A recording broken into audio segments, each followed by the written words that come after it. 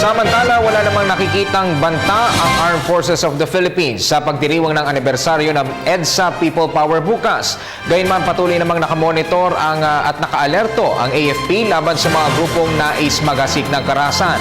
Ang ulat mula kay Waywaya Macalma. Seguridad at walang mga sundalong balak mag-aklas laban sa kanilang Commander-in-Chief para sa ika-29 na EDSA People Power 1 celebration. Ito ngayon ang siniguro ng AFP sa publiko at pawang mga chismis lang ang mga balitang ito. Ayon kay Colonel Restituto Padilla, magbibigay suporta lamang ang AFP para mapanatili ang seguridad ng publiko na dadalo sa naturang selebrasyon. Hindi rin sila magtataas ng alert level dahil wala silang nakikitang banta. Yung bantang kudeta ay mga bali-balita lang po ito na kumakalat.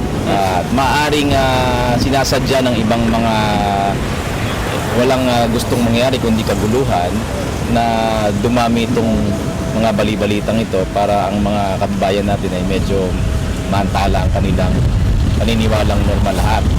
So para naman bukas, lalo na bukas, ito'y nakadirekta ata dito sa mga guguhintay na celebration bukas. Hindi po totoo ito. Ang Philippine National Police po at ang Armed Forces ay patuloy na nagtutulungan at para nga ma-secure natin ang celebration bukas, nakahanda po ang Philippine National Police na magtalaga ng mga CDM units, mga crowd management units nila. At kami naman sa parte ng Armed Forces of the Philippines, ang JTF NCR ay nakahanda rin upang tumulong sa Philippine National Police kung sakaling kukulangin sila ng tao. Ang primary issue lang po dito ay crowd control.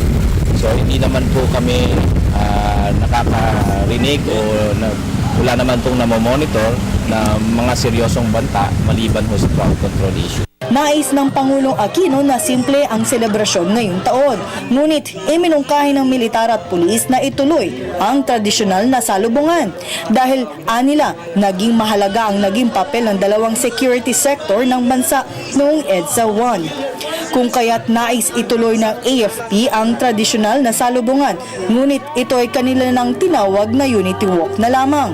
Ito upang ipakita sa publiko na walang katotohanan ang mga ulat na kuplat laban sa kanilang Commander-in-Chief at ipakita na matatag ang relasyon ng pulis at militar. Minungkahi ito at high time dahil nakita yung magandang imahe ang may pakita natin sa taong bayan kung mapanatili yung tradisyon na yon at of course yung image na magkasama yung ating PNP.